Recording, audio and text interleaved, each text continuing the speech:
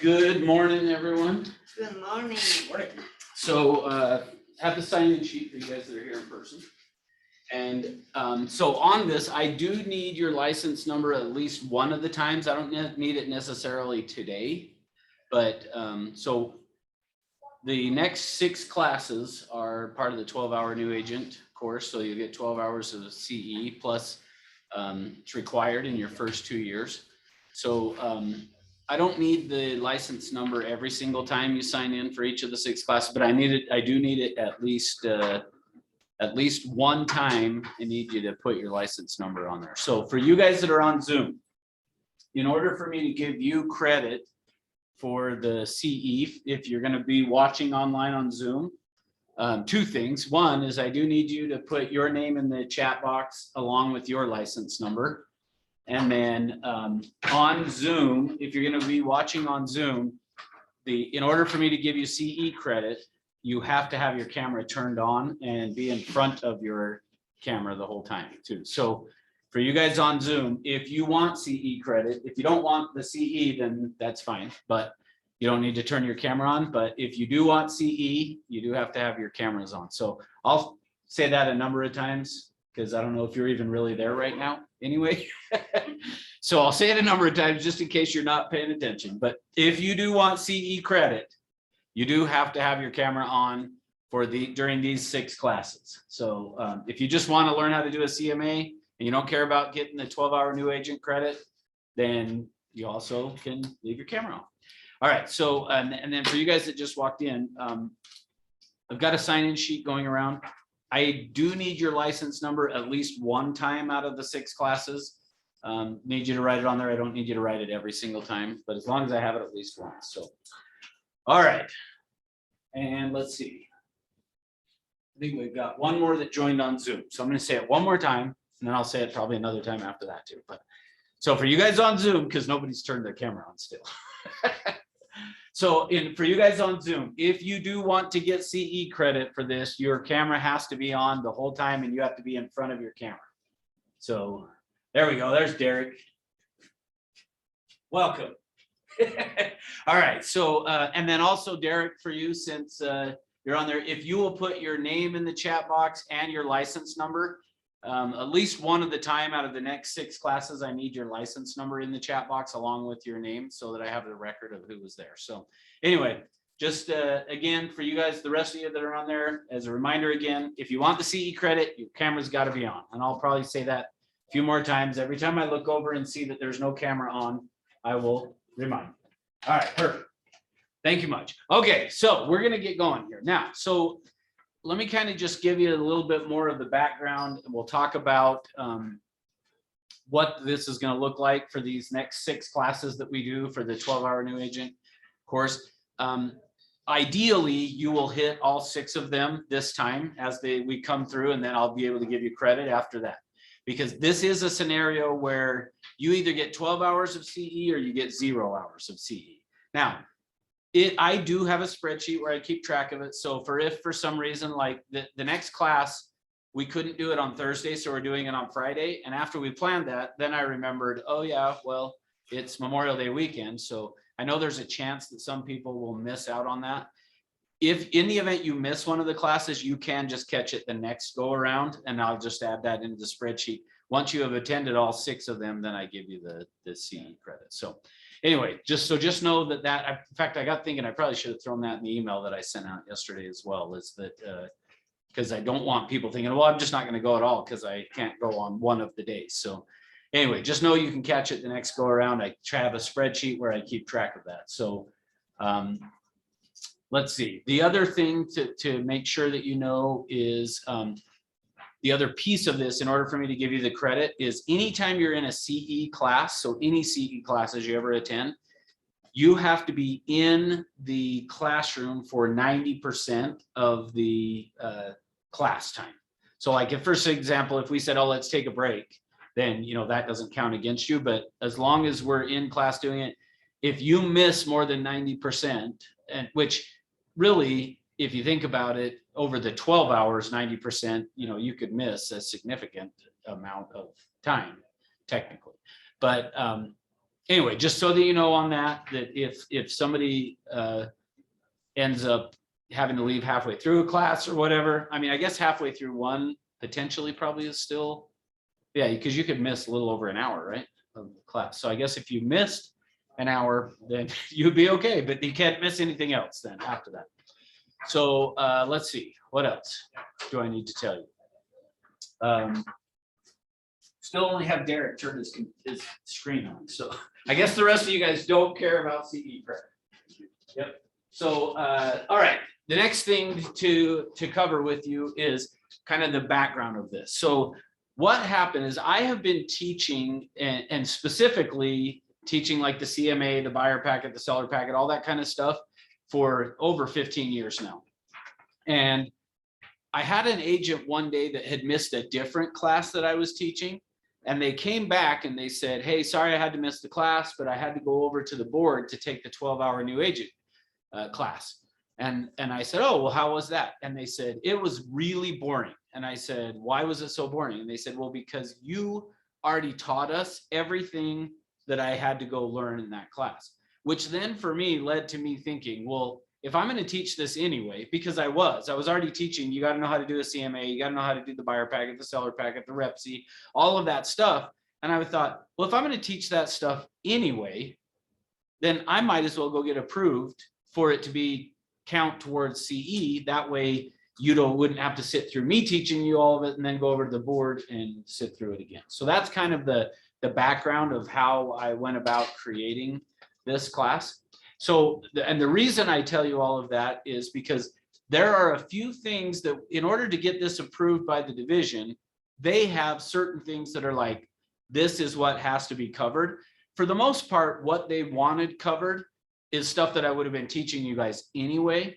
But every now and then there's a few little things that we have to throw in that I typically probably wouldn't have spent a whole lot of time talking about, but we will, just so that we can satisfy what the division is trying to accomplish with this. Okay. So, and the reason I say that is because as part of this CMA class, we're going to spend the first few minutes talking about one of those things that the division wants us to talk about that I probably wouldn't have spent a whole lot of time on us teaching. So we'll get it knocked out early. All right. I got more that have joined on Zoom. So just one more time for everybody on Zoom is part of the 12-hour new agent, your camera has to be on if you want CE credit. So if you don't care about the CE credit, then don't turn the camera on. And the good news is this is being recorded so that later on when you guys come back and go, hey, I was in that class, I can go back and say, yeah, I said like 5 times, your camera has to be turned on. Have I said it 5 times yet? Maybe 6. Okay, maybe 6. So anyway, if you guys don't care about that, then that's fine. And I'm going to assume going forward right now till somebody else joins, and then I'll say it again, that you don't care on Zoom. There we go. There we got another camera on. All right. So, and then the other thing for you guys on Zoom is throw in your first and last name, how it shows up on your license, and license number at least one of the times. Perfect. Go ahead, please. If I was on Zoom and if I have a still picture, does it count? No. My camera on, you know. No, a still picture doesn't count. I have to be able to, throughout the class, I'll be looking over and I have to be able to see you're there paying attention. And the idea of that is, which makes sense. I mean, for you guys that are here in person, it's not really fair to you guys if somebody's on Zoom and they're out, to, you know, not even they're watching something on TV or whatever, you know, they're not paying attention. Of course, you guys might be watching TV on, Marissa might be on her phone right now watching TV.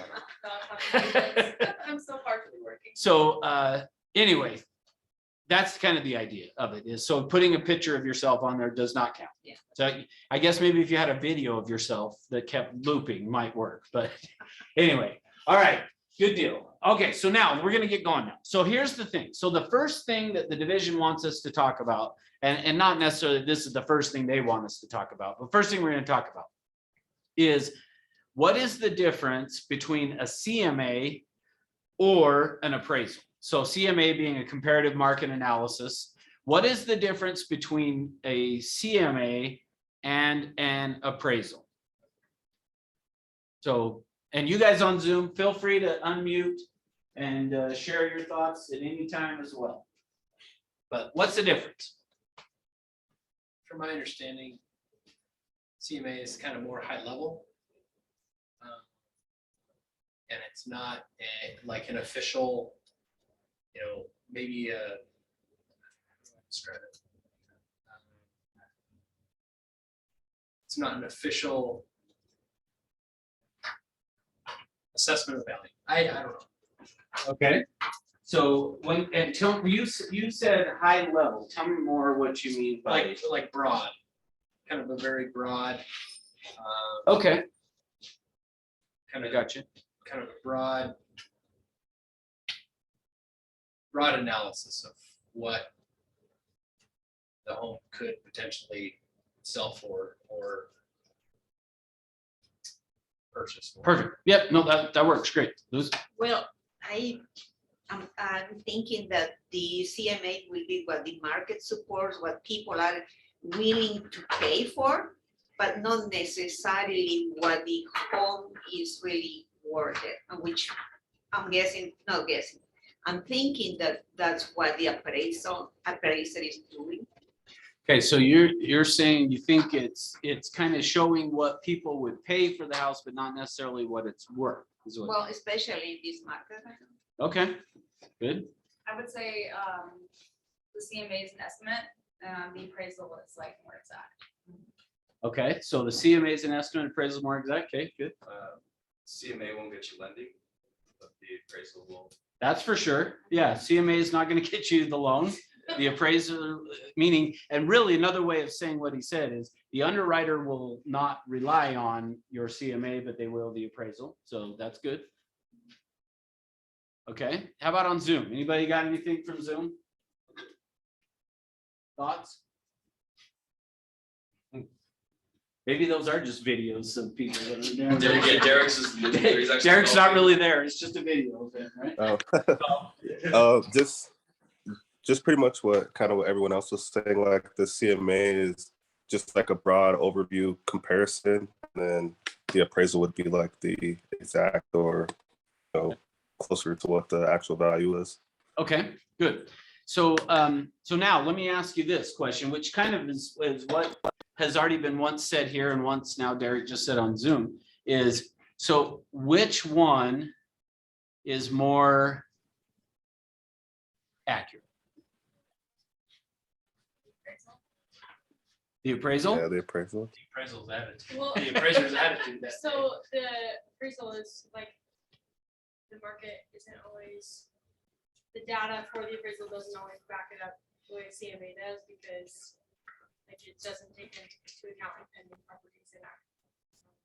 Okay, good. I like that. So one of the things that she said, that Madison said, which Madison, right? Yeah. That she said, which is correct, is on an appraisal, they are not taking into account what is under contract or what is for sale, meaning the actives. What are you competing against? So good. I like that. Any other thoughts on that? Okay, so I only know my Oregon license number. I don't know my Utah license number. that's fine. So one of the things so we've got 6 classes that will go Okay. towards the 12 hours, Uh-huh. and I only need it one of the times. Okay, So cool. as long as you can bring it next time as well. All right. Oh, we got another, let's see. Aubrey, good. Welcome. We got another person that's got their camera on.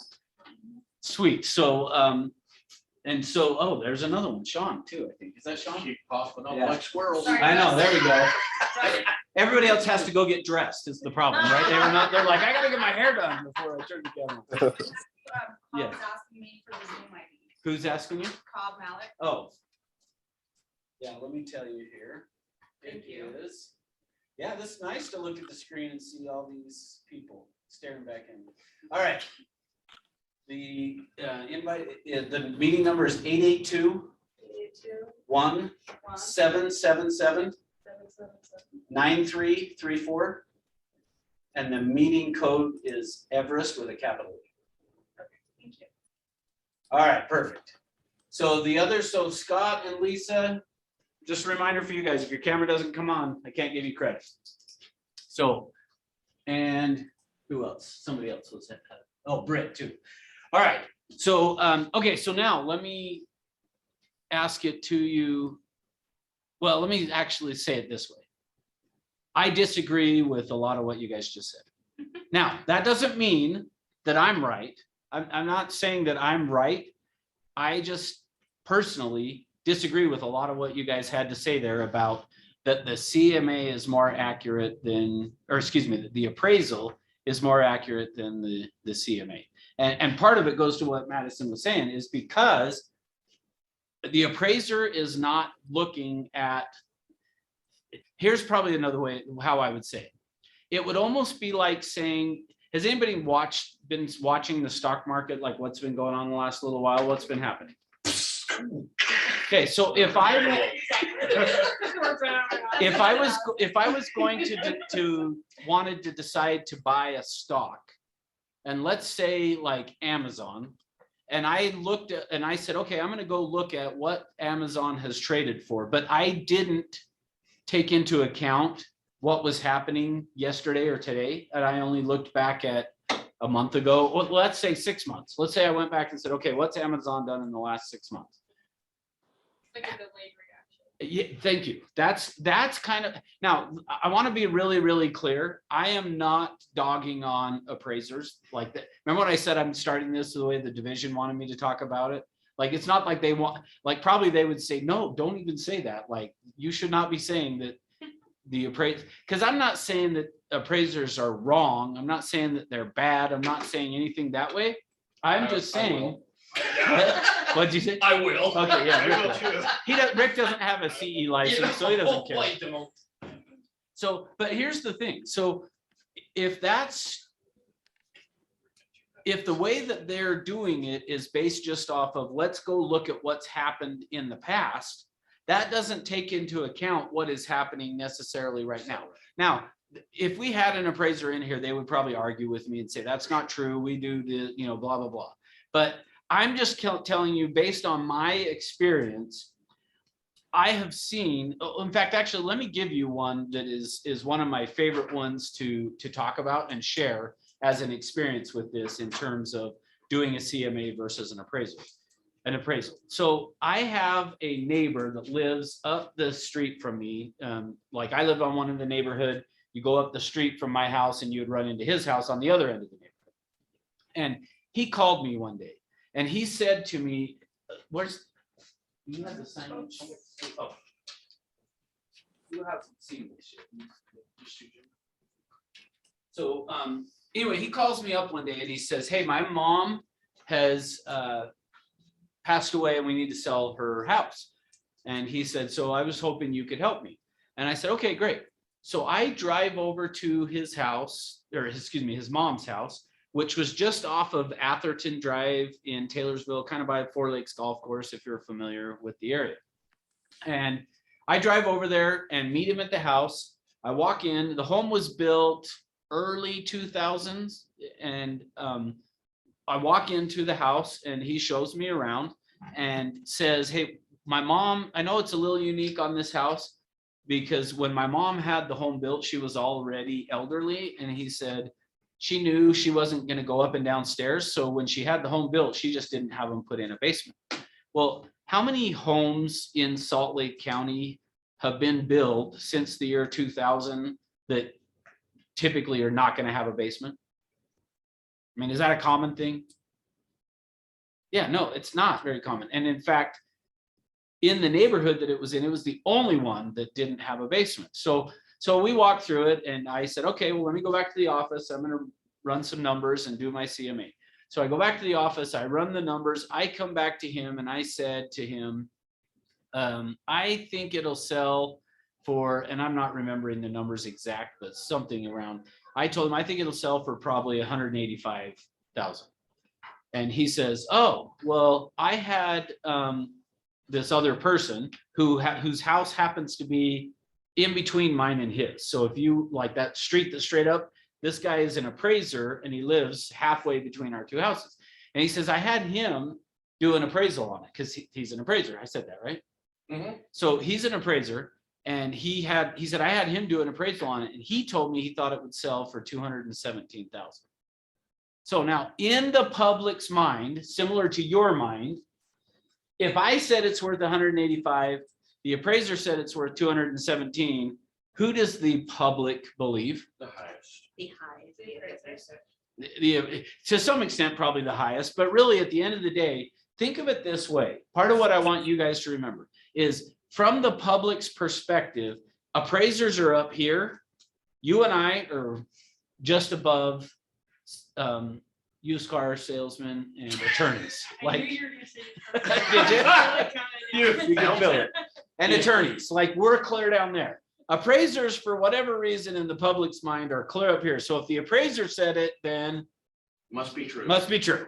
And the which- tax guy is like way up there. Oh, hang on. You just reminded me of something I wanted to show you. The public opinion poll?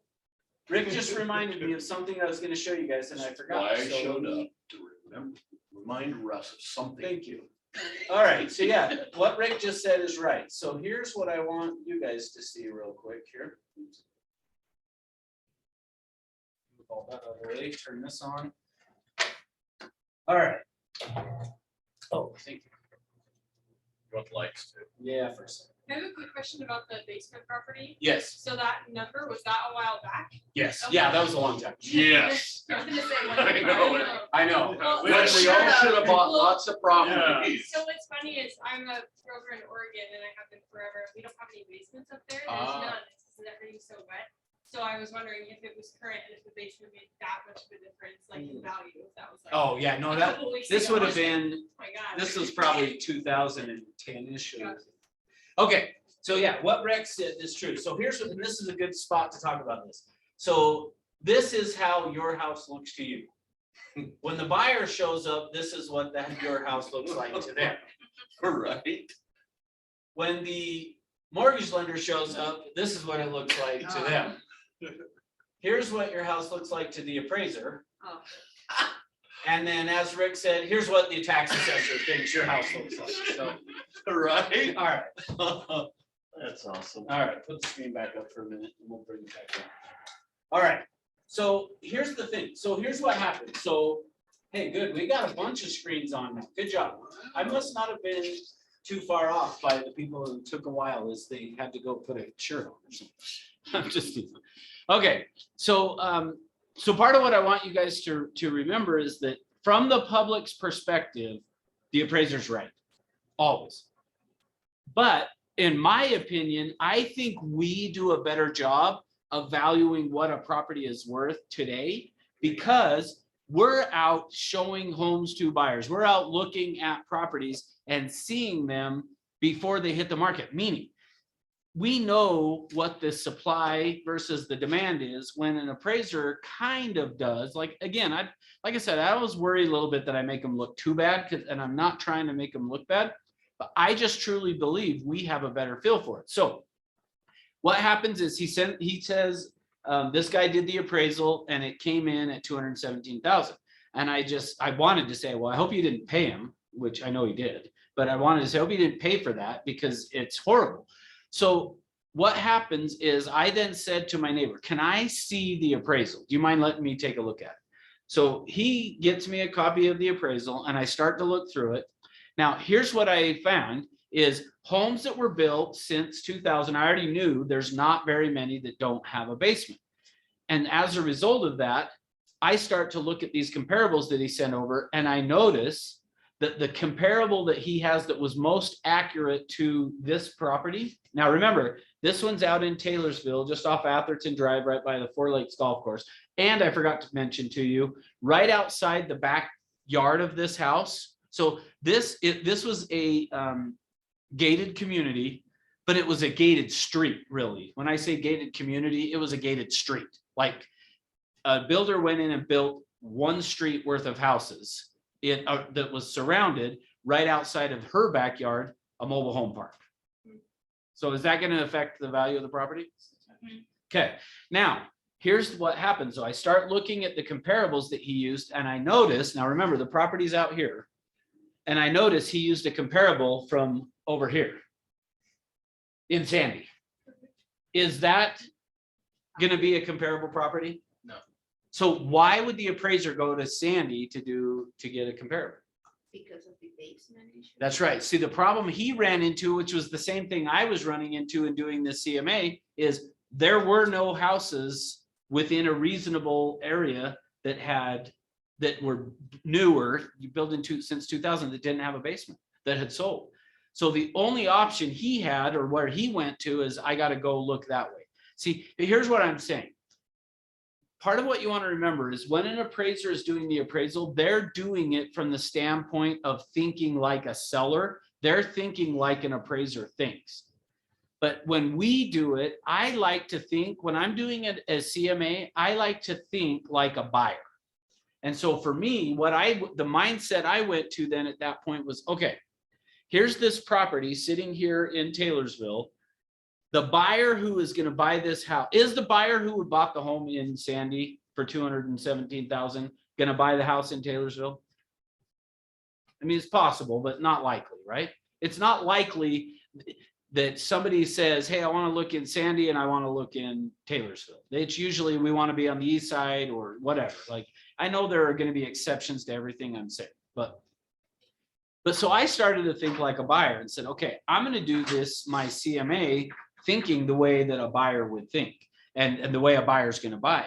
And so to some extent, I started just extrapolating to some extent of kind of saying, okay, let's go find a house that is close by the neighborhood where this one's at that has a basement, and what did it sell for? And then trying to kind of figure out, okay, now how much is a basement worth? And the challenge with that is it doesn't really exist. Like one of the biggest frustrations that I had as an agent learning this process was when I was a new agent, I wanted doing a CMA to be like a science. Meaning I wanted it to be like math, 2 + 2 is 4, like I wanted it to be that. But what I've learned is doing a CMA, or for that case, even an appraiser doing an appraisal, doing a CMA is an art, it is not a science. And I hated that because I wanted it to be a science. I wanted it to be, you plug in the numbers and it spits out an answer and it's correct. And so for that very reason, there are all these CMA programs out there that you could go and purchase. Like the board has the one through our MLS called Cloud CMA. I'm assuming they still have that. I actually never use any of those. Now, again, I want to be really, really, really clear. Doing a CMA is an art, it is not a science. And so you're going to have other people. If somebody else was teaching this class, in fact, Rick walked out of the room, but if he was here, if he was standing up here teaching this, he might teach it a little differently than I'm going to teach it. In fact, actually, let me even say it this way, something new that I learned this week. I have a brother-in-law that had back surgery yesterday. So yesterday he had back surgery, but prior to him doing the back surgery, he went around to all these different spine doctors.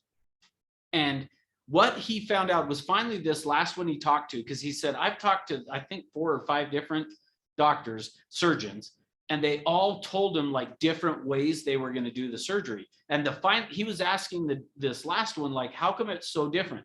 And he actually said, this guy, this surgeon that did it said, back surgery is more of an art than a science. Meaning sometimes people will go in from the side, some will go in, like I had no idea that was the case. You would think, right? Like to me, that scares me a little bit. But doing back surgery is apparently more of an art than a science. Like, do you go in from the side? Do you go in from the back? How, from the head? I don't know. I don't know how you decide. But at the end of the day, doing a CMA is an art. It is not a science. And so if you went and if we had every manager in this company come in here and teach you how to do a CMA, you're going to have a little different flavor to how that goes about. And so for me, though, I like to approach it as thinking like you got to think like a buyer, because are we trying to find, is the appraiser going to buy the house? No, probably not. Now, not that we're going to buy the house either, but I always just feel like when I'm doing the CMA, I need to approach it the way a buyer would. So for that area, I started looking at it saying, what could a buyer get for their money? And so that's where I started to say, okay, if a buyer is in Taylorsville in that area and they were going to spend $217,000 at that time, what could they get? And so then I started looking at houses from the standpoint of, because a buyer is always going to buy the home they perceive as being the best value. So just know that's how it works. The buyer is going to buy the home for them that looks like the best value. So I just start looking at properties from the standpoint of, if somebody has $217,000, are they going to buy that house, the subject house, or are they going to buy this other houses that are available? And as I started to look at it, I'm like, well, the buyer was going to choose this one, this one, or this one, or this one before they would this one. Therefore, it can't be worth that. So then I said, okay, well, what if they had $200,000 to spend? What would they buy? And I started looking at what the competition was that way. And then finally, kind of just through that and again, the art of it. And part of, I guess, let me pause for a minute and say this. For you guys that are new agents, you should be doing a CMA every single week. Every single week, you should run a CMA on a property. That's how you're going to develop this art type of a sense with it. So for me, what I mean by that is, if you came in and asked me to help you do a CMA, I may do it differently for Chad than I would for Luz. Meaning she might come in and have a totally different style of property in a different area. And I'm like, oh, okay, well, this one, I'm going to do it this way. The way you're going to develop that sixth sense type of a thing. And again, I am by no means saying I'm right always and that I'm perfect at this. Like, but I just, for me, I trust kind of that gut of, in this scenario, this is how I'm going to do it. So here's what happened is I said to my neighbor, here's why I think our appraiser neighbor is wrong. And then I actually even called up the appraiser neighbor and I was like, what are you doing? Like, you can't use a comparable in Sandy for that. And he's like, well, there's no houses without basements. And I adjusted for the area. And I was like, I don't think you did, because it's still too high. So I went back to the seller, told him, he said, well, let's try it and see. Now, we talked, if you guys were at Morning Ascent that I did last week, I talked about the importance of the pricing strategy. So I talked with him about the pricing strategy, said, here's what we're going to do. We're going to list it. If after 3 weeks it hasn't sold, we're going to adjust it. So we put it on the market at 217, and just what I thought would happen was nothing. We got no showings. We got no offers on the property. So therefore, I knew we were too high. So we adjusted. When we got down closer to the 185, guess what? So It sold. And so for me, again, I'm not saying that to brag or anything. Because I don't feel like I've had just as many times where I'll give you another quick story, that I bought a property to fix and flip down in downtown Salt Lake, that I bought it and was like, this is going to be a killer deal. I'm going to fix it up, to sell it, make a ton of money. And what I ran my numbers on, like, I've been wrong as many times as I've been right. So I'm not trying to say like, look at me, I was right on this. But I just know that we tend to have a better pulse on what's going on in the market than an appraiser does. Meaning, if an appraiser today was doing comparables and they're looking back, have you guys noticed a little bit of a shift in the market? See, and I'm not sure that an appraiser has noticed that shift yet, because they're looking back in time. So let's talk now for a minute here, and then we're going to jump in and do a CMA. I just had that experience with the listing. Yeah? Yeah. Where, and so what happened? I was looking back, 200 days to see what the house in a really condensed kind of neighborhood. And there were houses that were closing up to in between 550 and 560, and 1 bedroom more. But I came in and I said, hey, I think we need to list this at 500. We did. And that same weekend, there were about 4 other houses that popped up on the market right in between 495 and 5. They all sold. And the ones that came in a couple of weeks earlier, too high, like in the 530 range, they're still in the market. Still there. Yeah. So kind of that price strategy and the pulse of the market. Yep. I have a quick question. Yes. Is it pretty common here? I know it is in Oregon to provide the appraiser with like stats, like like comps to back up your. Yep. Okay. Yeah, in fact, that's a really good idea to do that, is once you've landed on your comparables, to give them to the appraiser. Okay. Hey, here's what I used to justify. So stretching or comp? Okay.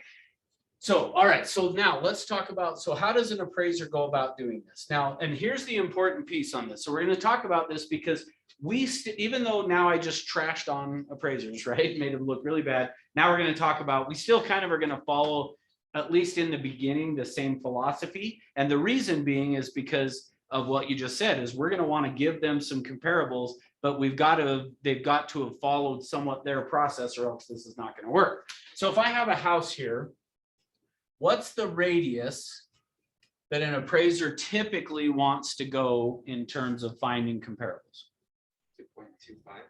2.25. 0.25? Okay, any other thoughts? Depends. 2 Miles, miles, okay. Chad says depends, okay, could be. basement or no basement. Yeah, basement or no, yeah. Right. What do the rest of you think? 5 miles? 1 mile? Okay, yeah, typically, now this is everything I'm gonna say about how an appraiser does it is going to be like, generally, this is it. So to some extent, when you say that depends is right, meaning if you're in a rural area, they're gonna have to go farther. But ideally, they want at least one comparable that is in the neighborhood. So they try to find at least one sold property that took place in the same neighborhood that this subject property is going to be in. Okay, so that's going to be the first thing they're going to do. But then after that, typically, yes, within 1 mile is where they're trying to get to. They want the subject properties within 1 mile. If they're going to have to go further than that, they're going to have to justify. So the example I used of him going to Sandy, he had to write out, here's why I had to do that.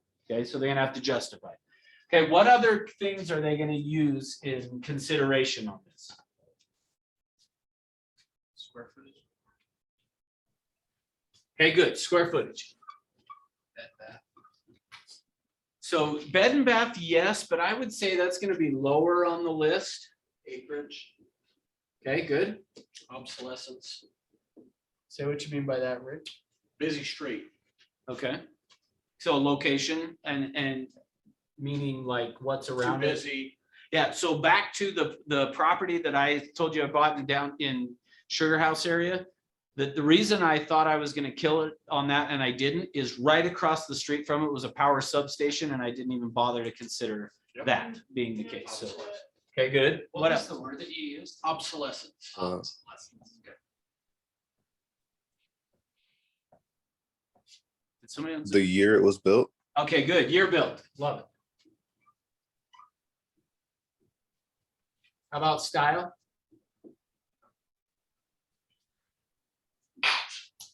Okay, and then the other thing I would probably throw in here is going to be condition, and it could be other things. Now, so here's the thing for me is just kind of keep in mind. Oh, and within 6 months. Now, with that again, if they go back further than 6 months, and to some extent, actually, in the last few years, more than 90 days, if they're going to go outside of 90 days, they're going to have to justify why are they going so far back? Because are things a bit different now than they were 6 months ago?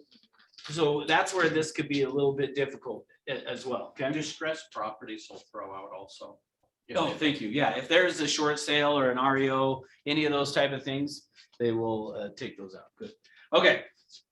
So keep in mind, this is basically the same process we're going to start with. Okay. So, and keep in mind again, this is an art, not a science. And so if you've heard it differently or whatever, just know that I'm showing you the way I would approach it. And the way I approach it, again, might change even just depending on the property and things. Meaning, there are some times that this is what the pricing strategy looks like.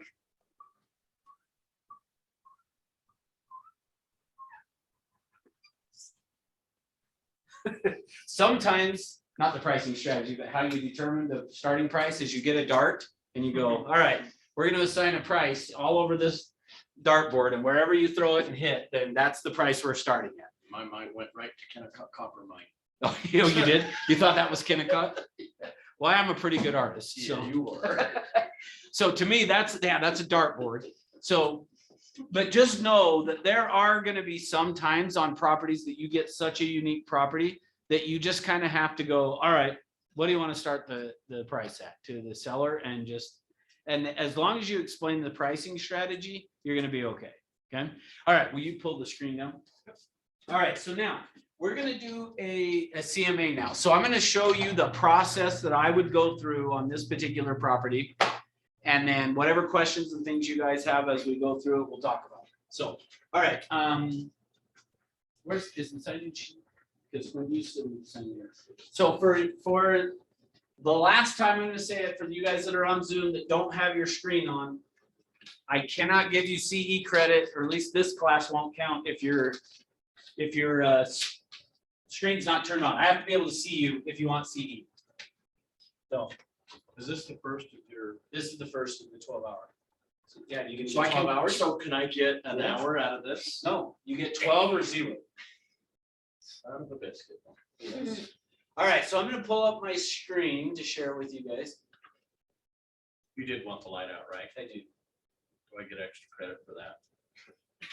yes. Such a teacher's pet. I know it, right?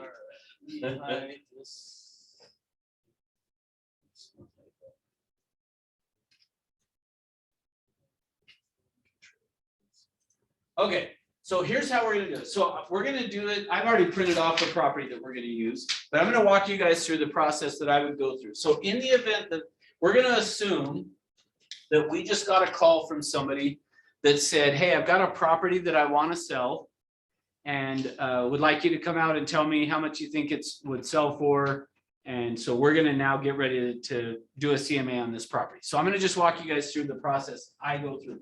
So the first thing that I like to do is as soon as I know I'm gonna be going out and talking to someone, is I go to the MLS and then I typically wanna start with, and again, I know I've said it a number of times, but this is an art, not a science. This is just how I like to do it. Doesn't mean anything beyond it. This is how I like to do it.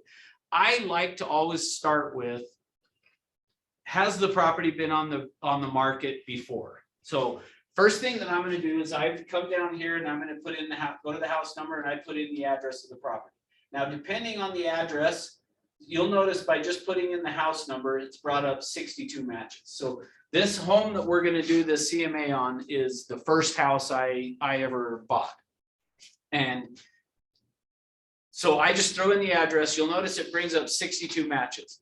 For what we're gonna be doing, I could narrow that down if I wanted to go and throw some more information to try to narrow it down. For the sake of what we're doing right now, I'm just gonna hit view results because I can just scan through and I'm looking for 5651 Walnut View Circle. There it is. Here it is again. So every time that it has been on the market, it'll show up here. So you can just see all of these, okay? So I'm just gonna pick one of them and it doesn't matter which one. I always just pick with the first one that I see typically. This case, I picked the fourth one, but I'm just gonna pull it up to see, okay, what has gone on with this property? And so the reason I don't care which one I select is because I'm gonna immediately go to history and click on history. From the history here, it's gonna show from the most recent at the top and the oldest is at the bottom.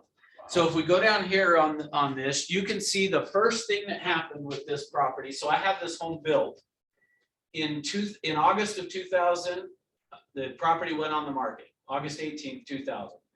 And then you can see a month later, I adjusted the price from 139.9 to 139. Now, I still I look at that and go, what the heck was I doing? That is a stupid price reduction.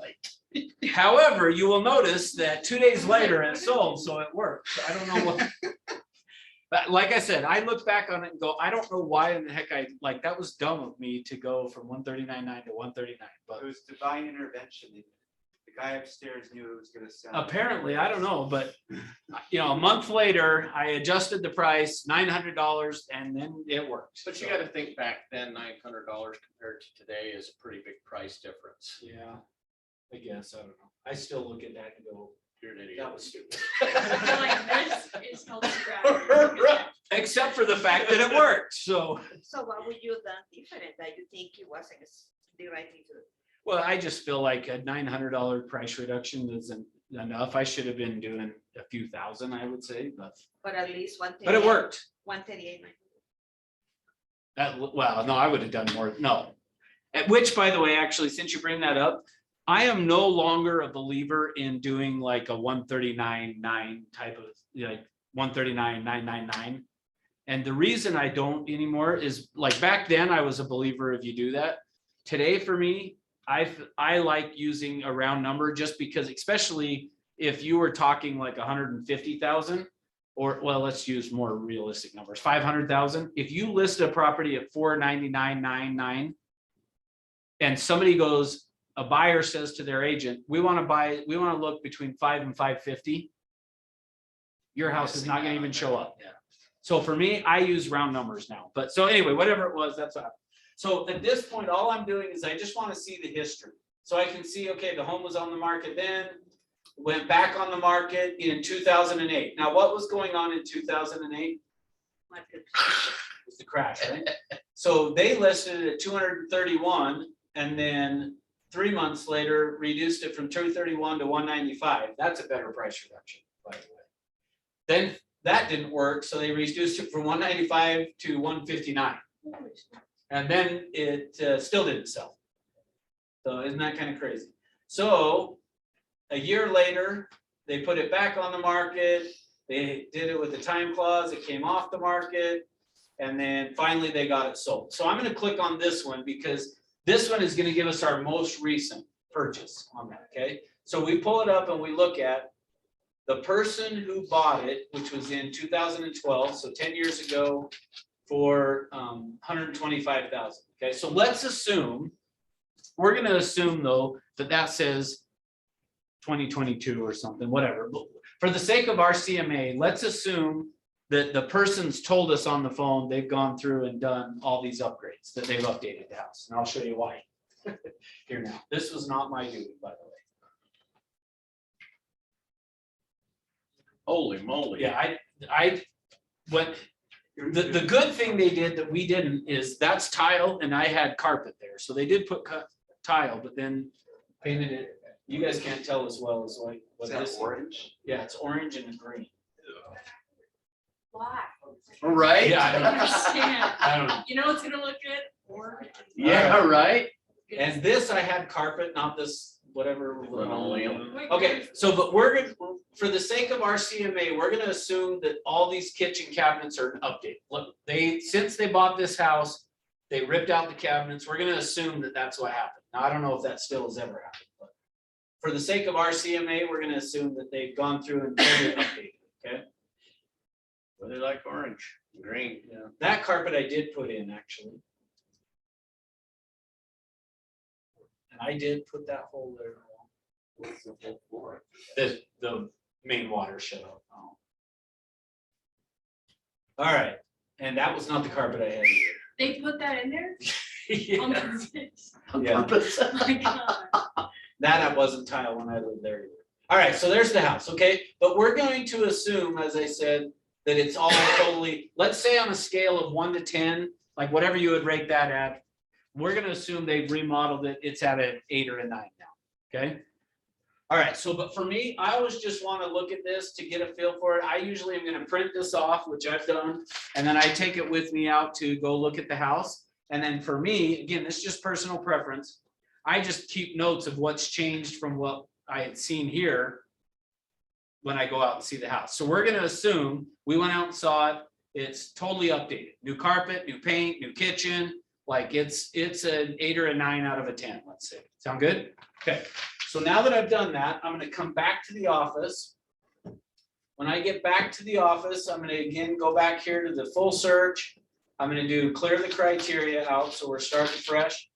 I always want to start with first just seeing, okay, let's find the sold properties. Now, based on what we had written on the board, what other information do I want to use to narrow this down? Because without the sold on here, you can see there's 906,000 properties, or the date, I mean, on there the year back. Once we put that in as a year back, then it.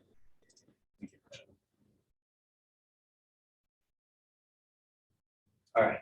So once I go sold, it goes a year back. Do we want to go a year back?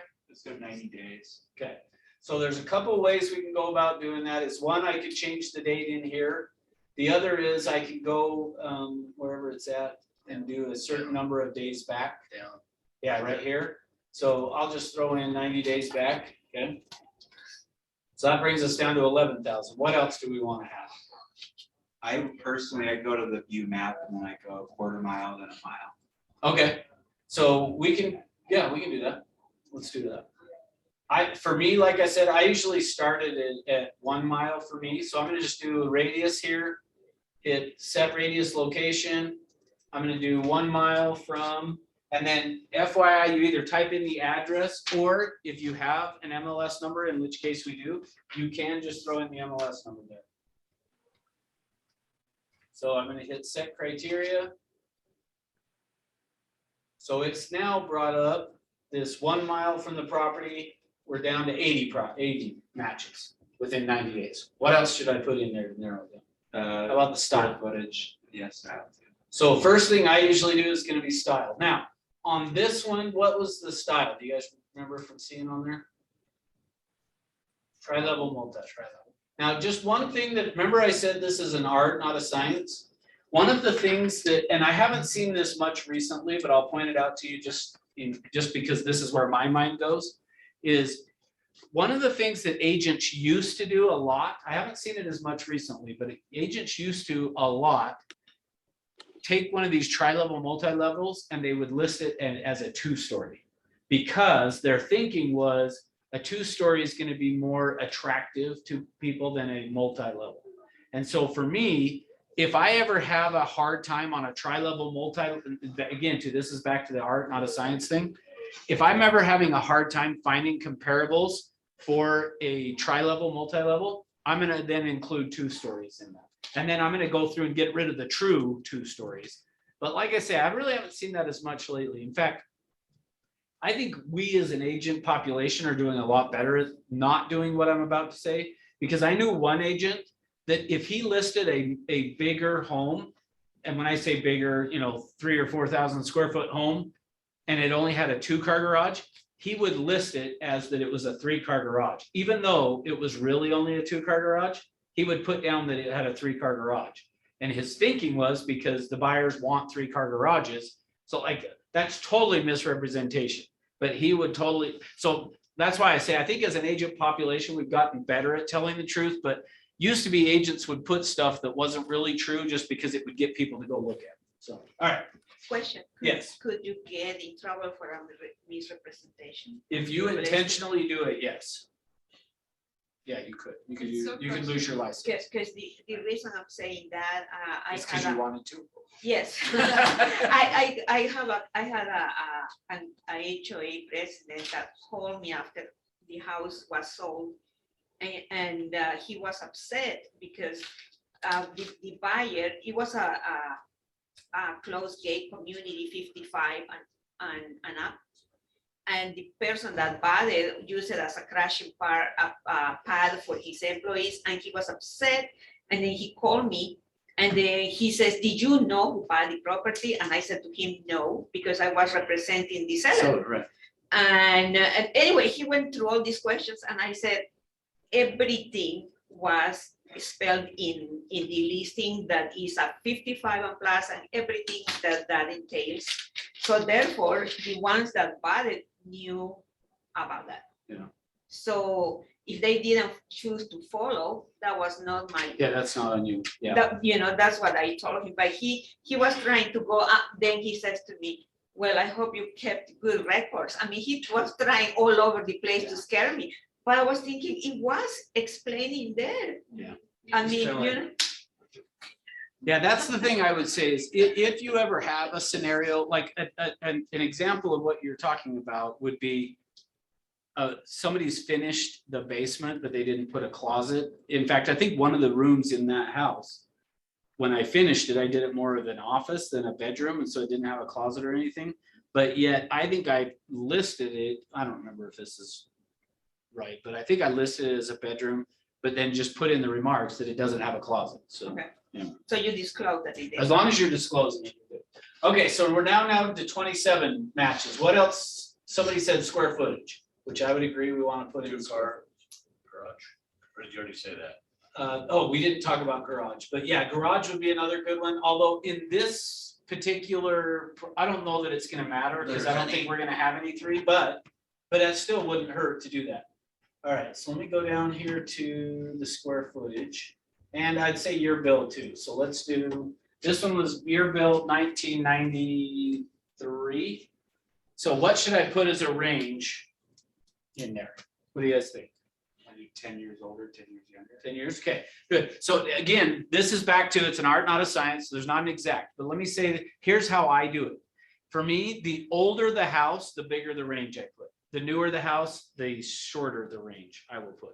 So for example, if we had one that was built, I almost said 2010, one that was built in 2018, like I'm probably not gonna go back to 2008. Like if it's 2020, like I might go to 2018. So that, again, that doesn't mean that's how you have to do it. That's just, for me, the older the house, the bigger the range, the newer the house, the smaller. So I'm good with 10 years. So we'll say 1983 to 2000. And actually on this, I probably, for me, again, if I'm doing it, nothing wrong if we put to 2003. But for me, again, I usually just try to think like a buyer. And I think there are some buyers out there that would say, we want a home that's 2000 or newer. And so they're probably not going to consider this house. Again, doesn't mean that I'm right, but that's just how my mind works on this. So I probably would cut it off at 1999. Okay, square footage of, so the square footage of our house is 1808 or something like that, which I think they lied on that. I don't think it's really that big, but. Oh, no, I put, this one's mine. No, it's not. 1808. So what should I put for the range? 300 on both sides. Okay, sounds good to me. So again, on this, I would do probably the same thing on this is I'm going to typically use the bigger the house, the bigger the square footage range I would do. The smaller the house, the less. But again, on this one, I'm going to cut it off at 2000 because again, same concept. Somebody that's looking for a home with at least 2000 square feet, probably I don't want to use that. And again, nothing wrong if you did it. I just, for me, this is how I would do it, okay? All right, so now let's see what that does. That drops us down to 8. 8's probably good enough for me. So now what I'm gonna do is I'm gonna hit view results. So that has now brought up, here's these 8 properties. So here's what the next step for me would look like. We're gonna do this somewhat quickly, but I'm gonna do select all. I'm gonna go to view reports and I do the agent full report. And then for me, now, and this has changed for me over time as well. 10 years ago, if I was teaching you guys this, I would have said the next thing I would have done is I would have gone through now and looked for this particular property did not have a master bathroom. It only had a 1 bath on the upstairs. So 3 bedrooms up, but only 1 bath instead of having 2. So because of that, 10 years ago, I would have gone through and found, so this one's a 3-bedroom one, I would have kept it. That one's a 2-1, that would work. 2-2. So this one's gonna then have the master bathroom. So for me, I would have said, 10 years ago, I'd have said, I'm throwing it out. What I've learned though, because this is the same property I use every time I teach this class. And it really hurts really bad to do this now, by the way, because you guys, when you guys see what this property would sell for today, did you notice what I sold it for? Yeah. 199. Well, that was the list price, but I ended up getting like 146 because I paid closing costs. So like 140. I wish I still owned the house. You'll see today. So anyway, today though, what I've noticed over the last few years is it doesn't seem to matter. Like the price of the house that isn't as big of a deal anymore. The 2 bath versus only 1. So I mean, you guys will see that as we go through it too. All right, so the next thing I would do then is I would go through these 8 properties, and what I would be doing is saying, okay, let's go look at the condition of these to see, is it comparable? So what do you guys think of this one? And we're scrapping the orange paint. Yeah, we're forgetting the orange paint's gone. It's now, That's a great comparable. okay. So we would probably want to keep this one, okay? So then I would go to the next one and say, and we're, like I said, we're gonna do this faster than I would really do it in real life, but keep it or get rid of it. I heard one person. I can Keep it. Okay. We'll keep that one. This one is different enough, I'm gonna get rid of it. It's not really the same style or anything, so, okay. Now, at this point, guys, I'm not looking at the price. I'm just looking at all what we've looked at, the square footage and all that. It's always a little bit concerning to me when you put the kitchen picture this far down the road. Yeah, And now you know why. So keep it or no? I'd get rid of it. So you got rid of it, what was wrong with the kid? Well, just the only reason, so I would potentially hold off on getting rid of it just because I don't know what else we're gonna come up with, but it's not updated and ours is. And if we can find enough that are updated, then I don't wanna keep it. So I'm gonna get rid of it just because Quinn said to. So. Sorry for jumping the gun. No, none of them. I know, it's all good. It doesn't matter for what we're doing. All right, so I'd come through this. Yeah, double ovens, that one's definitely, Yeah, keep that updated. I don't like the color of the paint, but that works. Better than orange. What? It's better than orange. That's true. This one, they did a great job of this, catching the lighting on that one. Keep it or get rid of it? Based on what we did before, get rid of it? Yes, no? I would because Yeah, it's third get rid party of garage. I'd get rid Oh, I of didn't even it. notice third car garage, so yep, get rid of it. I'm just that way. Just how I roll. All right, come on. This one's got some solar panels. Holy moly, heck with those. Wow. Okay, good, keep it. Keep it.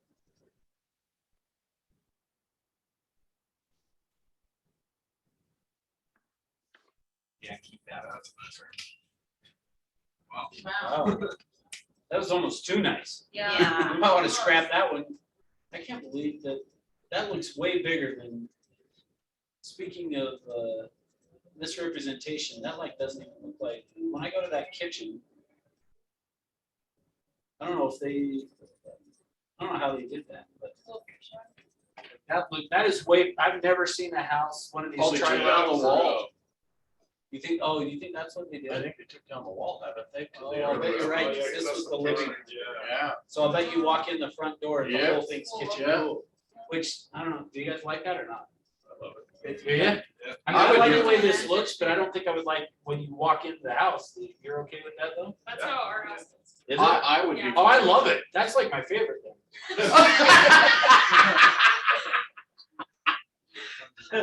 That's I mean, funny. my boyfriend bought it, I didn't buy it, so. There you go. So, yeah, that's interesting. I don't know if that's the front door or the back door. That's interesting. Okay, keep it. All right, nobody said anything. We'll keep it. Keep it for now. If it throws up. it Okay. needs it. So now, based on that, let's run through and look quickly at the ones we kept here. And what I want you guys to do, so you guys on Zoom get to participate too, but is based on that. So this one sold for $440. Pay attention to dates there. So that was February. $486 in May. So just this was that was just last week. That's probably the best one then. This one is $520 in March. What was it listed for? $489. Okay, this one's at $510, but was listed at $540, sold in April. $550, sold for $550. Is that the last one? All right, so based on that, what would be your recommended list price? The last one was a super nice one, right? Yes. Yeah, that one was the one that was, Maybe at 500. Yeah, I was thinking around 500, maybe. Yeah, 500. okay, everybody give me a number. You guys on Zoom, throw it in the chat box. Why not take the average of the price per square foot and then go from there? Okay, great question. You can do that. For me personally, I know there are a lot of agents who really rely heavily on price per square foot. I just don't happen to be one of them that, and again, it's an art, it's not a science. Doesn't mean I'm right. I'm not, please don't hear that. But for me personally, I just have always struggled using price per square foot. There are times that I do though, like I guess I don't want to say that I don't ever use it. There are times that I will use price per square foot, But for me, that's down the road. And again, I always want to look, well, I'm gonna hold on a second. So you could, no question, I know a lot of people who do that, that would maybe figure out what the average price per square foot was and then say that's the price. You could do that. For me, I like trying to figure out for me, I would be looking at the more recent sales, and I would be looking at the ones that are most similar condition. The other thing too that I did not mention to you guys, and so you may or may not be aware of, that I would take into the mix of looking at this is where the location of this is in the 1 mile radius we did. Based on where this property sits, we have properties showing up, most likely, I haven't paid that close of attention, but in West Jordan, West Valley, and Kearns. Like within that 1 mile radius. And so could that play into a difference as well? Would be the other thing I would be looking at, is trying to look at, is the location of some of these properties making a difference? And it may or may not be. But that's the other reason I like using this one, is it gives me a great opportunity to talk about. So let's just kind of quickly look and see if those played anything into it. So this one really is a Kearns, 84118 there. That one is too. Then this one we go into Ochre Shadow. So this is West Jordan. Diamond Summit. So this one actually, technically, even though it's an 84118, in Diamond Summit is actually West Valley. So it's a little bit. The neighborhood, I think, on this is going to be a little nicer than where the subject property is. This one actually, oh, it's right on 6200 South. That's interesting. Because I wouldn't have thought, this is that nicest one. Yeah. And it's right on a busy road, too. Interesting. That's why they make it so Okay. nice. So based on that, I don't remember where we were at on the prices on some of these. This one 520, 486, and then this first one is 440. To some extent, I probably would throw this one out because it's only a 1-car garage. So let's get rid of that. I didn't catch that the first time. So we're from 486 to 550. Where do you guys want to, where are you going to list it? So as I said, everybody on Zoom throw in a price. You guys throw in your prices. What do you think, Jeff? 500? Yeah. 5? 5? What the rest of you? 5. Okay, good. So now let me ask you this. What do we not know? Like in terms of. Well, I mean, is, About the house or about your? We don't know what's client? active. there we go. That's sorry. I probably didn't ask that very well. That So, doesn't show up on it? so no, all we've The pulled only up right now is sold. Oh, gotcha. So now we know what properties have sold. We've done it the way an appraiser does it. All that. See, so yes, but typically what's gonna happen is this is what an appraiser has done. This is what the appraiser is gonna have to go off of. So we start with that, but then for me, the next step for me is to say, okay, this is great that we've seen that, but let's see if we change our mind now when I go back here and refine the search and say, I wanna use all the same information, only now I wanna see the backup and under contract properties only. So I'm gonna come down here to my days back and get rid of that. It shouldn't probably make a difference, but let's see what that does, if anything. All right, so there's 5 that are currently under contract, okay? So now I would do the same thing with these. Come in here and go to the agent full report. So this one's at 425. But again, we would go through and look at the condition, which I'm not going to take the time to go through all of these, but that one looks like the same cabinets, they just painted them or stained them or something. So there's a 425, 450, which I guess we probably, you guys are going to argue with me if I don't show you at least pictures.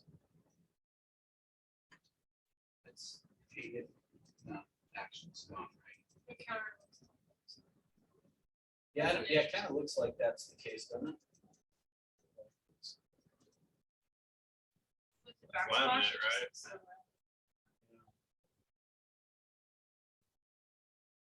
Cabinets, the doors that look like they may be at least updated. I don't know. Anyway, all right. So that one was 450. Here's a 495.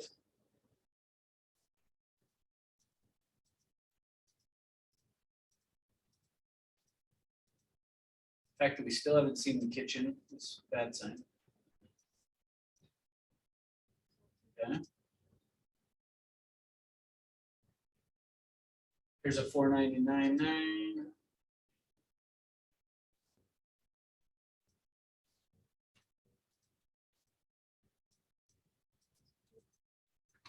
Okay.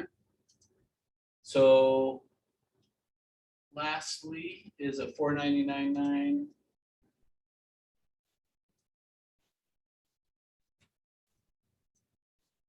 Not updated, okay. So now what do you think? I think we should go look at the what's active. Okay, we will, but before that, based on just the information we have now, what do you think? I'm feeling still pretty good about the 500, maybe drop it to 495. Okay. What about the rest of you? I'd say more like, just based on that, and based on what I'm assuming the active is gonna look like, probably 485. Well, don't worry about actives yet, just based on what we've seen right now, what would you do? I'd keep it at 5 Still stay at 5, because of I'd your say search 490. pool, I say your 490. buyer pool. 490, okay? All right, so now, let's do the same thing again here then, Especially and let's for go pricing see or what's however. active. Yeah, 'cause I mean, the big thing too is these are under contract, it doesn't say what they're under contract for. Correct. And we wanna price it in the market. All right, so there's still only one active though. Using all the same criteria. That's good. That means we're not competing with a ton of people in that area. And the one active It's 520. is 520. It's been 18 days on the market. Yeah, I'm feeling good about 500 now. Yes, I- 495. You think this one's gonna sell real quick? No, Hope it's not one of you that has it listed. Hopefully it's not our company. Double checking. Okay, good. Oh, he used to be with our company. Have to call him and say, hey, Tim, we did a CMA on your property. You're overpriced. All right, so based on that, what do you guys think? 495. 495? I wouldn't mind doing 500. Still do 500? Okay, good, yeah.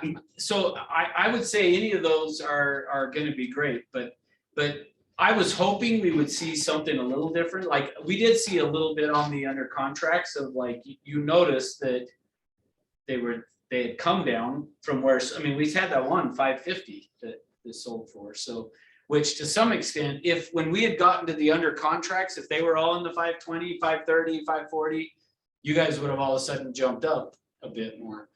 But yeah, I mean, the good news is, which I think Quinn said it, is like, there's no competition still for this house. So within that 1 mile radius, now here's the interesting thing, how many had sold in the last 90 days? Was it 8? Yeah, it was 8. There's 5 under contract, 1 for sale.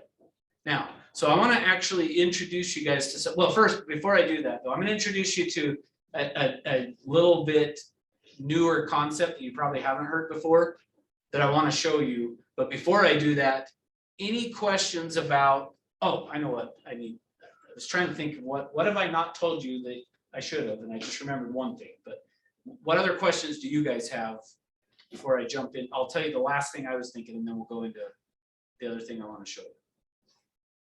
Can I say something? Yes.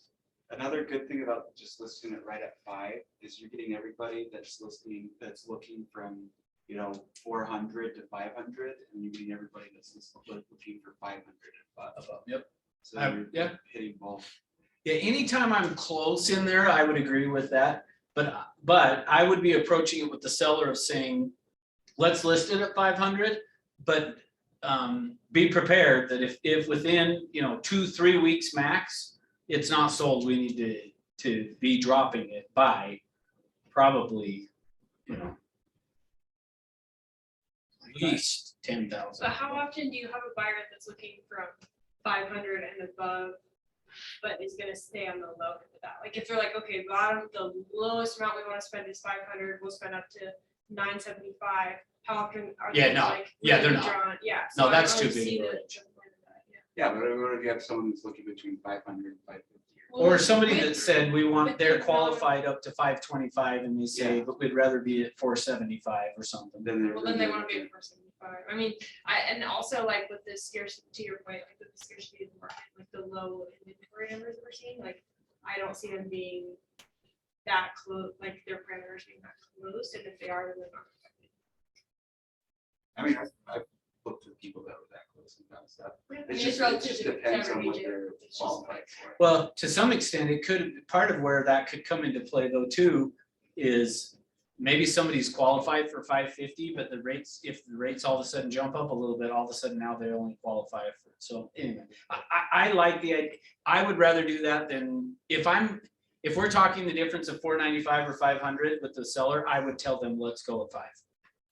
Just because I agree. I don't think you're missing, pretty rare that somebody's gonna cut it off. And same thing even with the lender is probably gonna, if they qualified up to 495, they're probably gonna say you're qualified up to 500. So I don't know. Good. Any other questions before? Okay, so the last thing that I wanted to just hit on is this, is I'm gonna go back to our solds real quick. I should have done this while we were in there. For me personally,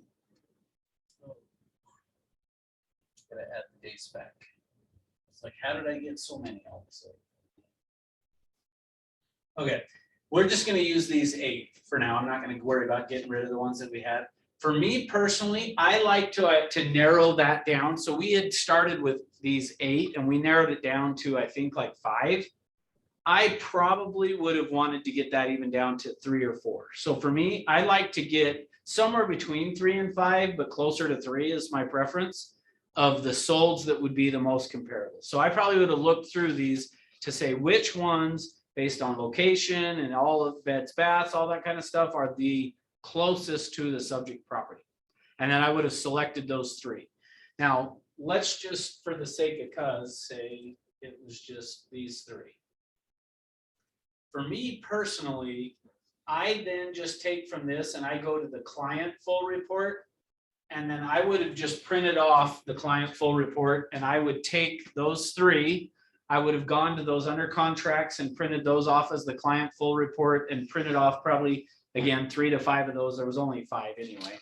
But I would have looked through them to find, are there 3 that are really close? If all 5 of them were about the same, I'll take all 5. But if not, I'm going to get the 3 that are the most similar to theirs, printed them off, and then I would have printed off that one active. Then for me, I show up with to their house with just that. And I do it as the client full report. Now, here's why. And this is probably a stupid reason, but it's really happened to me. Notice that on the client full, this says presented by Russell Orchard, and then down here, presented by Russell Orchard, presented by Russell Orchard. If I switch these though and printed off the agent full report, it doesn't have that on there. And down at the bottom, it has who the listing agent was. Now, I have gone out on a listing presentation one time and I sat down, I printed off 3 properties. I took them as the full reports, sat down with the client and this happened to be somebody that I knew pretty well, thank goodness. But as we went through these solds, after we got done going through and we started talking about price, they said to me, hey, that's, love what you had to say, but we actually think we're going to list our house with, and then they said some random agent's name. And I was like, what are you talking? And this is somebody I knew really well. So I was like, what are you talking about? You're going to list your house with them. And they said, well, all 3 of those comparables sold properties that you showed us were sold by the same agent. I don't know if you noticed that. And I was like, oh, I didn't notice that. And I went back and looked and I was like, oh, yeah, maybe you should go list. No, I didn't say that, but so for me, I was like, I'll never print off that has who the listing agents were on the properties. So instead, if you use the client full report, and then, oops, wrong one.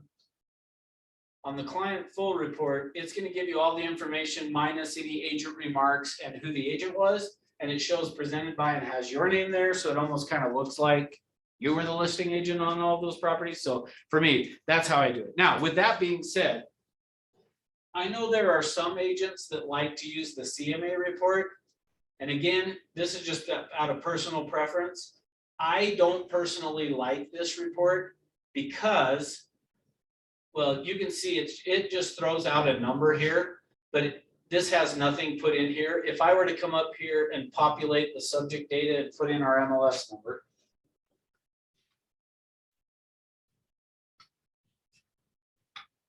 I just don't like how it spits out a number. So it's saying 515. So if you guys were saying listed at 5 and you show up with this, your seller's gonna go, well, no, your report says we should list it at 515. That's the only reason I don't like this. I mean, it is kind of nice. It looks like a CMA type of a thing, or I mean, an appraisal type of a thing.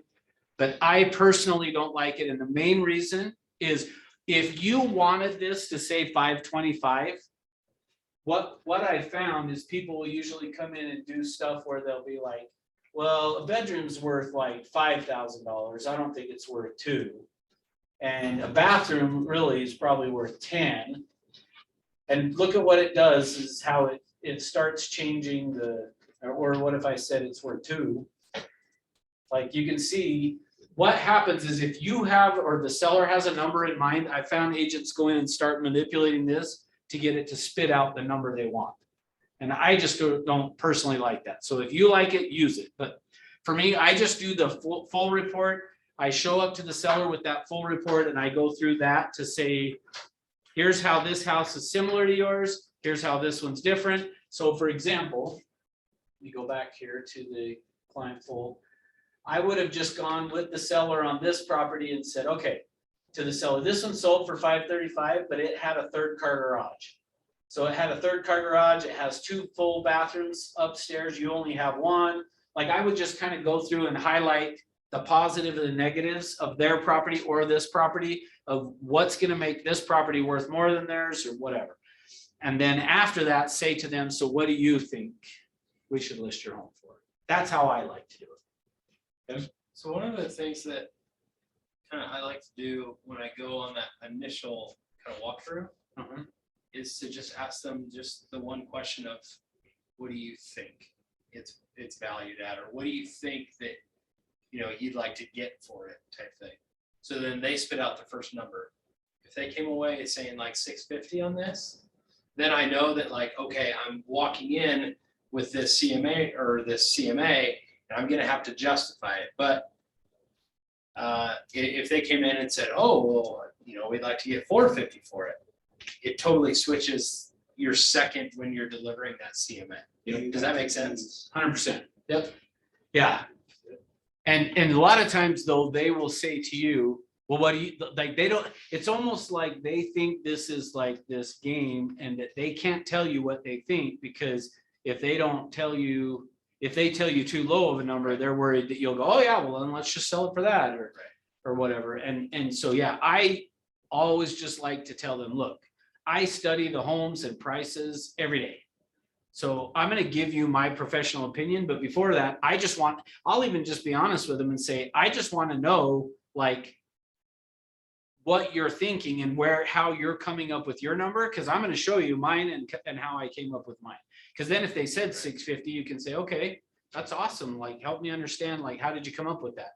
And they're going to say, well, because I know the neighbor down the street sold for this and we put all this extra money into ours and blah, blah, all that. So, Neighbors lie. yes. Mike Hancock, he did a CMA with a person, and he showed the neighbor's house. I'm like, what? They said they sold it for this. And doing that, it built him credibility, because I mean, normally they're going to believe the neighbor over the agent. Yeah. Yeah. So, and then just even actually this last week, the home I grew up in, so my childhood home went on the market, and it's only been from when my mom sold it, it sold to one person who then sold it to the neighbor across the street that was like 10 years older than me, bought the house, and she just was selling it. And my mother-in-law was telling me what they had listed it for, and I was like, they're never going to get that price for the house. And then just a couple of days ago, my mother-in-law told me, oh yeah, they ended up selling it for like 40,000 less. And I'm like, I think they're lying to you, to your point. I said, I don't think that, I think they're still too high, because her dad within the last year sold the house across the street for 420.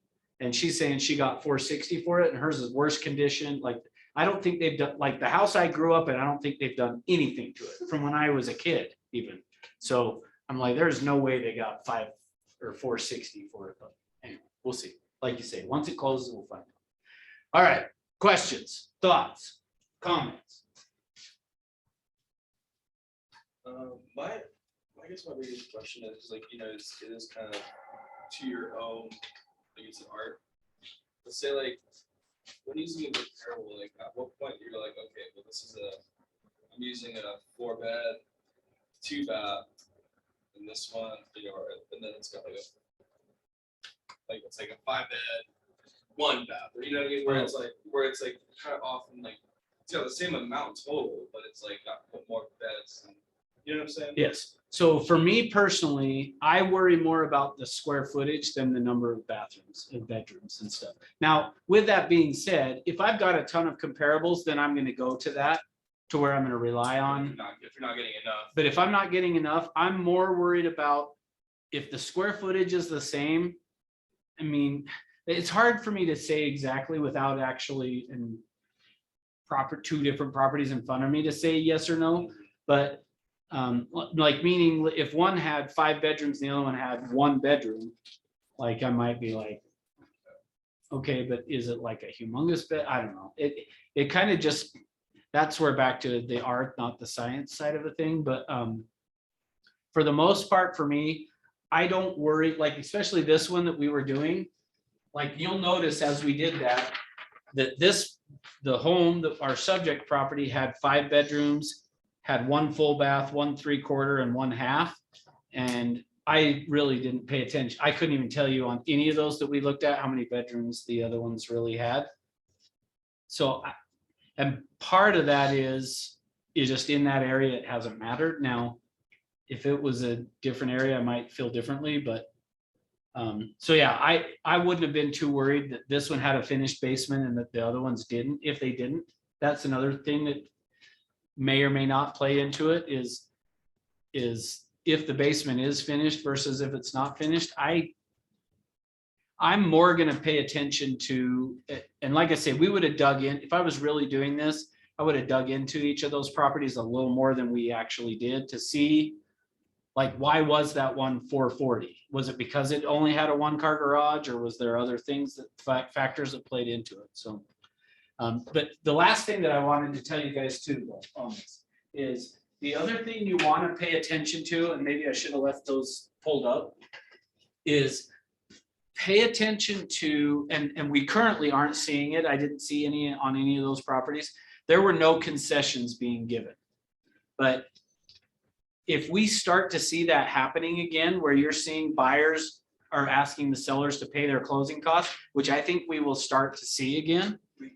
My team just had a deal where we got 5,000 in closing. In closing costs, yeah, I think we're gonna start to see that. So, what? I haven't seen that since before COVID. Yeah, I haven't really either, but I think we're gonna start seeing that again. When we do start seeing that, pay attention to that as you're doing this, because if you're noticing that every single property that sells, which pre-COVID, it was every single property that sold pretty much at least in the lower price range, was asking the seller to pay the buyer's closing costs. If you're seeing that over and over again, approach that with the seller of part of how we're going to market your home is we're going to just flat out offer, we will pay $5,000 towards your closing costs, because if that's what the buyers are looking for in the homes anyway, you might as well advertise it that way. Because if you're advertising it as we'll pay your closing costs and the other ones aren't, the buyers who are current, even though their agents might know that they would do it, the buyers looking online are going to see, oh, these people will pay our closing costs, and look, that's going to help us a ton. We should go see that house. Like, look for those type of things. Look at, as you're looking, there was one time when I did the CMA on this same particular property, that when we went through, I had started it the same way I did with you guys. We're going to assume it's totally remodeled. We went through, and every property that had sold in the last 90 days had not been updated. Every home that was still on the market for sale had been updated. Like, it was the craziest thing I'd ever seen. But if you saw something like that, I would have been going into the seller at that time saying, wish you hadn't updated your property, because it's probably not going to sell really. And I don't know why that happened. But that's the kind of stuff you want to be paying attention to as you do this, is look for the similarities between these sold properties that they have with each other, that you can use then to say, this is what the buyers are looking for, because it's going to ebb and flow with that. And so just, that's the only other thing I would add to this, is typically pay a little more attention to, like, is there something about the time on the market? So let me give you one other quick example of that is, I'm trying to remember even where this property was.